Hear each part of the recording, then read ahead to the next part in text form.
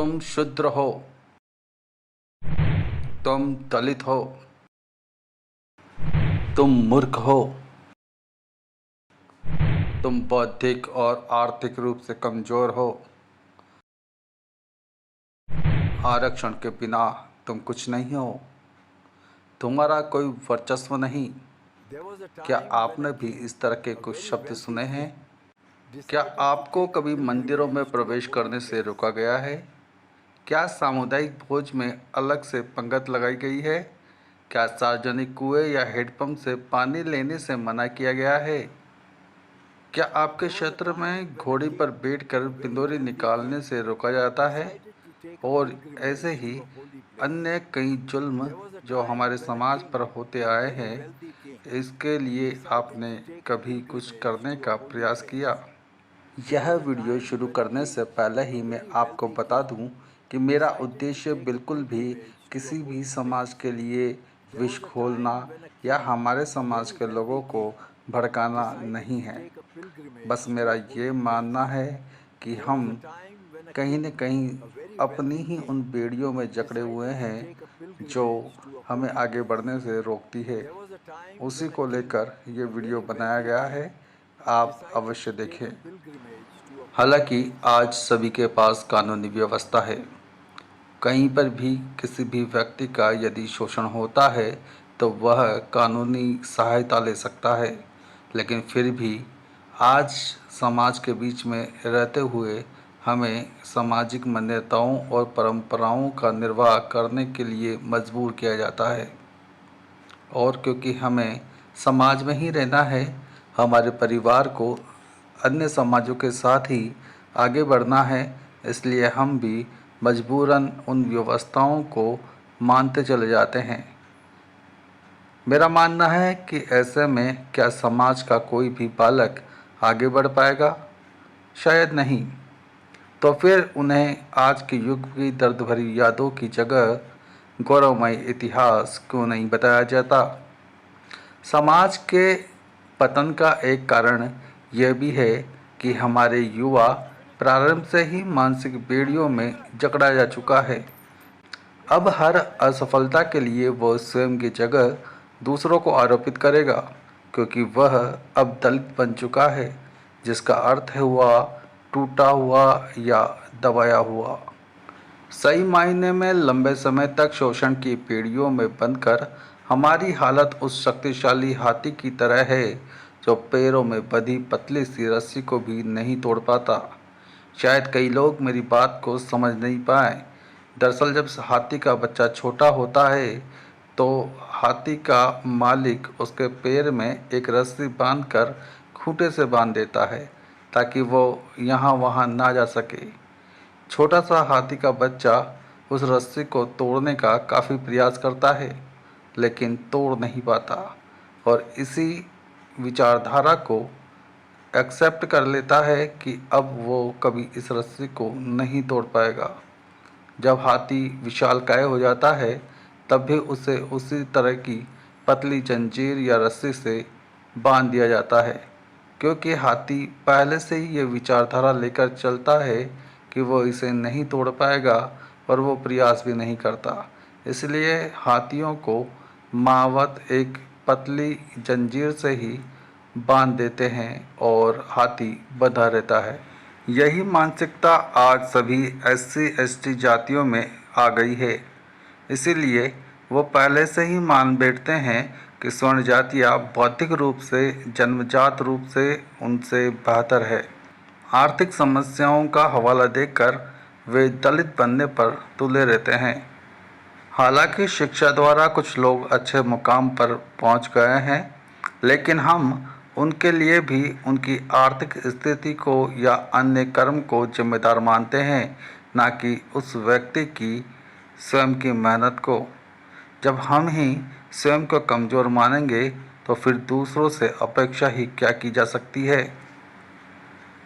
जब मैंने एक उच्च लेवल की योग्यता परीक्षा जनरल कैटेगरी में ज़्यादा नंबर प्राप्त कर पास की, लेकिन मैंने अपने पीछे ये बात करते हुए सुना कि ज़रूर आरक्षण का लाभ लिया होगा। आरक्षण का लाभ लेना अलग बात है, क्योंकि वह अपनी कैटेगरी में ही उसका लाभ ले रहे हैं और दूसरों को लाभ लेने से नहीं रोक रहे। मेरे युवा साथियों, आप सभी से अपेक्षा है कि अपनी योग्यताओं को इतना बढ़ा दो कि जातिगत भेदभाव ही समाप्त हो जाए। सिंधु सभ्यता के युग में एक समय था जब मेघवाल एवं उसकी उपजातियां, मेघवंशी, पलाई और बुनकर जैसे समाजों ने अपने महत्व को दर्शाया। राजस्थान के पश्चिम क्षेत्र में कुइयां बनाने का हुनर केवल इन्हीं के पास था। लाट के कपड़े केवल हम ही बनाते थे। क्या उस दौर में हमसे छुआछूत की जा सकती थी? शायद नहीं। संसार में एक विचारधारा हमेशा रही है, वह है उपयोगिता।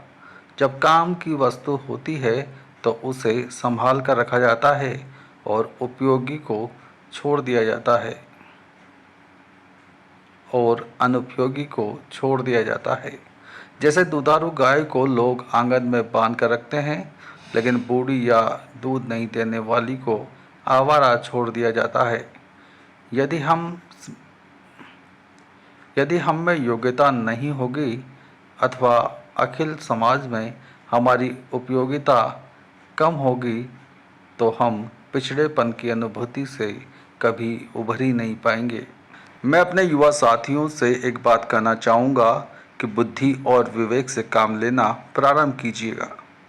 कभी ब्राह्मण तो कभी किसी स्वर्ण का नाम लेकर दूसरों के द्वारा दिए गए विचारों को मानकर अपनी मानसिकता में विकृति न लाएं। धर्म एक निजी विषय है, जो जिसको मानता है माने। दूसरे धर्म में आस्था है तो उसे स्वीकार करे और नहीं है तो उसे पूर्ण जानकारी के बिना विरोध करना भी बेकार है। कुछ लोगों ने अपने आप को दलित बताकर बौद्ध धर्म अपनाने की एक परंपरा को प्रारंभ किया है।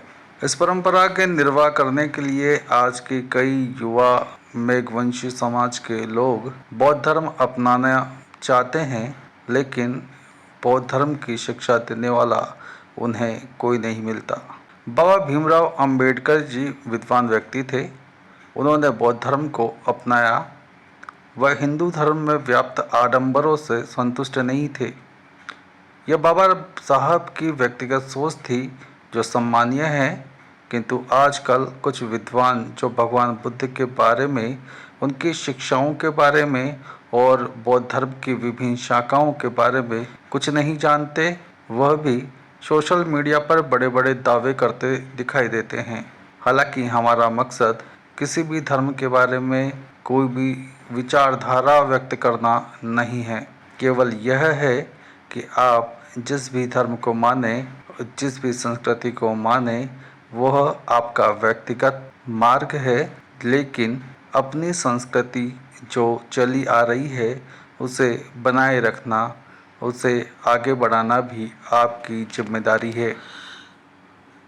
दरअसल मेरे इस वीडियो का मकसद समाज के नव अंकुर और युवाओं को ये बताने का है कि समय को व्यर्थ के कार्यों में न लगाएं, बल्कि सदुपयोग करें।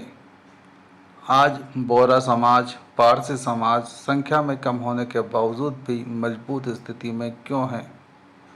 क्योंकि पहला तो वे लोग संगठित है और दूसरा अपनी परंपरा और संस्कृति से जुड़े हुए हैं। साथियों, हमारी परंपरा, हमारी संस्कृति और हमारा संगठन यदि मजबूत और सशक्त रहा तो हमें आगे बढ़ने से कोई नहीं रोक पाएगा। साथियों, एक समस्या जो हमारे सामने हमेशा होती है कि समाज एकजुट नहीं हो पाता। क्यों नहीं हो पाता? क्योंकि हमारा रिश्तेदार ही हमारा विरोधी होकर घूमता है। और विरोध किस बात का? कि कहीं आप उनसे ज़्यादा आगे ना बढ़ जाएं। इस विकृत विचारधारा को बदलने की ज़रूरत है। यदि मेघवंशी, मेघवाल समाज का कोई भी सदस्य, चाहे वो हमसे अनजानी क्यों ना हो, अवसर मिले तो जो हम उसकी सहायता कर सके हमें करनी चाहिए। हर गांव में मेघवाल समाज को अपने बाजार विकसित करने चाहिए। दुकानें लगाओ, कुटीर उद्योग डालो और अपने व्यवसाय छोटे स्तर पर ही सही शुरू करो। बच्चों को हायर एजुकेशन दो, सरकारी नौकरी में भाग्य आजमाने दो, लेकिन ना मिले तो उनका व्यवसाय जरूर डलवा दे। युवाओं, सरकारी नौकरी में भाग्य आजमा लो, लेकिन ना मिले तो लंबा समय इसमें लगाने की जगह वह क्षेत्र चुनो जिसमें सफलता के अवसर बढ़ जाते हों। भौतिकतावादी युग में वही सफल है जो अच्छा धन कमा रहा है। अतः कंप्यूटर, मेडिकल, एग्रीकल्चर जैसे विषयों का चयन कर आगे बढ़ना चाहिए। जब हमारे बच्चे अपनी सफलता देखेंगे तो एक नई विचारधारा जन्म लेगी जो अपने आप को पिछड़ा या कमज़ोर नहीं समझेगी। वह शेर की भांति दहाड़ कर अपने होने का परिचय देगी।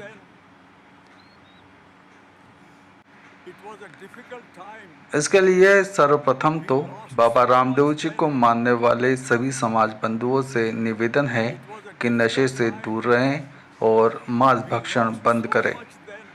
प्रतिदिन आधा घंटा पुस्तक पढ़ें और तकनीकी का सही उपयोग सीखें। भी है। ये कहानी सिर्फ एक समुदाय की नहीं बल्कि एक राष्ट्र की है जो अपने अतीत की कड़वी सच्चाइयों का सामना कर रहा है और एक न्यायपूर्ण भविष्य के लिए संघर्ष कर रहा है। आशा है आपको हमारी वीडियो पसंद आई होगी। ये प्रारंभ है मेघवाल समाज की सांस्कृतिक विरासत को बचाने और समाज में एकता और चेतना विकसित करने का। इसमें आप सभी अपना सहयोग दीजिए। मेघवाल समाज का हर व्यक्ति जो मोबाइल का प्रयोग करता है उनसे हमारा चैनल लाइक और सब्सक्राइब करवाइए। यदि वीडियो पर लगातार सब्सक्राइबर बढ़ते रहे तो इससे हमारी टीम को न केवल प्रसन्नता होगी बल्कि हमारे जोश में भी वृद्धि होगी और हम इससे अच्छे कंटेंट आपके लिए लाते रहेंगे। गर्व से कहें हम मेघ हैं। आपकी इस मुहिम के लिए आपको बहुत बहुत शुभकामनाएं।